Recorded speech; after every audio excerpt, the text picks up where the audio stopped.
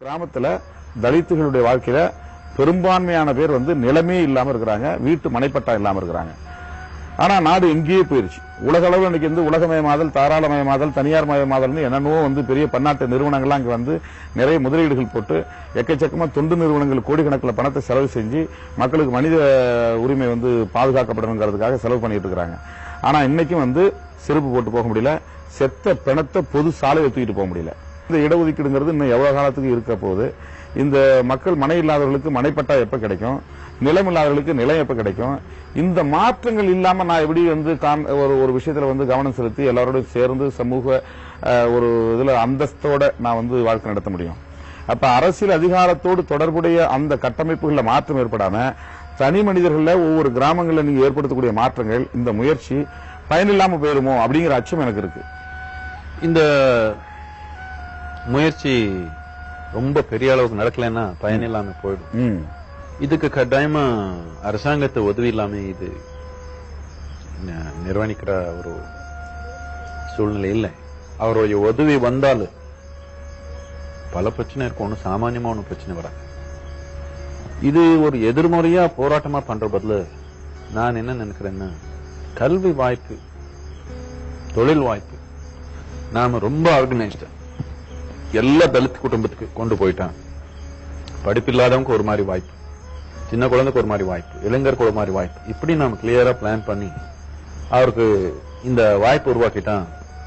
எப்போ அவருடைய பொருளாதாரத்து தன்மை மித்த ஜாதிக்கு சமநிலையா வந்துருச்சு, இல்ல அதை தாண்டி போயிடுச்சு, இந்த மாதிரி சூழ்நிலை நம்ம ஒரு 6 to 8 வருஷத்துல உருவாக்க முடியும்னா அதுக்கப்புறம் பாருங்க, அது கீழ் ஜாதி ஆயிடும், இது மேல் ஜாதி ஆயிடும். ஆனா அதுவும் தவறுதானே. சமத்துவம் தான் நமக்கு சரியானதா இருக்க முடியும்.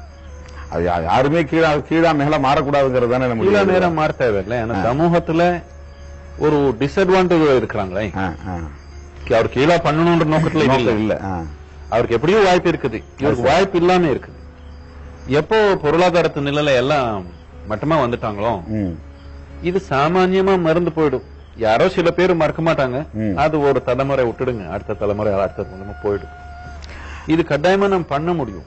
ஆனா அதுக்கு ஒரு போக்கஸ்டா ஒரு ஆக்ஷன் வேணும். அந்த மாதிரி ஒரு கமிட்மெண்ட் இருக்கிற ஒரு அரசாங்கம் வேணும். பொருளாதாரத்துல உயர்ந்தாலும் கூட இந்த நிலைமை இருக்க, இதுக்கு எப்படி நாம சரி பண்ண போறோம்? பொருளாதாரத்துல மாற்றம் அடைகிறதுக்கு இப்ப நீங்க சொன்னீங்க, கிராம அளவுல பொருளாதார மாற்றம், கல்வி மாற்றம், இது ரெண்டும் ரொம்ப முக்கியமானது. கல்வி கொடுக்கணுங்கிறது ஒரு லாங் டேர்ம் ப்ராசஸ். அது மாதிரி ஷார்ட் டேர்ம் ஆன்சர் கிடையாது. ஷார்ட் டேர்ம் ஆன்சர் பண்ணீங்கன்னா வன்முறை ஆயிடும். அப்ப வன்முறை தானே திணிக்கப்படுது நம்ம மேல. வன்முறைக்கு போனா யார் அதிகமா அடிபடுறாங்கன்றது நமக்கு தெரியுமே. ஆமா, ரொம்ப யார் பலவீனமான பகுதியை சார்ந்தவங்களோ அவங்க தான் அடிபடுறாங்க. கட்டாயமா தலித்துகள் தான் அடிபடுவாங்க. என்னத்துக்குன்னா இவருக்கு சட்டல இதுல உடல்ல பலம் இருந்தாலும் வேற பலங்கள் கிடையாது இவருக்கு. ஆமா, இல்ல அரசியல் பலம் இல்ல, பொருளாதார பலம் இல்ல. அதனால அது மட்டும் இல்ல, யாரோ ஒரு முட்டாள்தனத்துல இருக்கிறாங்க, அவர் வெட்டி போட்டு அந்த முட்டாள்தனம் போகாது. ஒரு ஆள் வெட்டி போட்டா 100 ஆள் இன்னும் முட்டாளனா போயிடுவாங்க. அதுக்கு பதிலா இப்போ 1000 வருஷத்துல இருக்கிற ஒரு இது சட்டத்துல எடுத்துட்டோம்.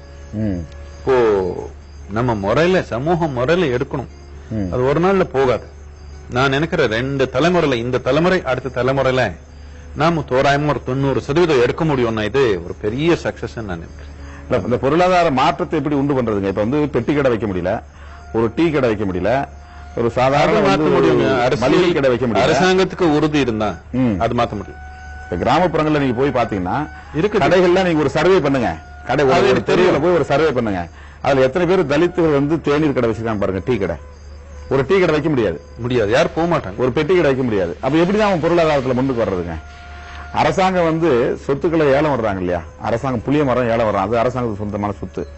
அந்த புளிய மரத்தை ஏலம் எடுக்க முடியாது ஒரு தலித்தார. இப்ப இந்த மாற்றங்கள் பொருளாதார மாற்றம், கல்வி மாற்றம் இந்த 50 ஆண்டுகள்ல ஒரு குறிப்பிட்ட அளவு, கணிசமான அளவு ஏற்பட்டிருக்கு. நம்ம இல்லைன்னு மறுக்க முடியாது. இன்னும் எத்தனை தலைமுறை இது எடுத்துக்கும்? இதை அடிப்படையில எப்ப நம்ம சரி செய்ய போறோம்? பிணத்த பகுதி உறுதியான ஆக்ஷன் எடுத்தா, ரொம்ப உறுதியா எடுத்தாலே இந்த தலைமுறை அடுத்த தலைமுறை ஆகும். ஒரு 90% எடுக்கிறது, அப்படியே 10% இருக்கிறோமோ என்னமோ, அது இருக்கதான் செய்யும். அந்த 10% எப்படி இருப்பாங்க. பட் 90% எடுத்துட்டா ஒரு சமநிலைன்னு வச்சுக்கலாம்.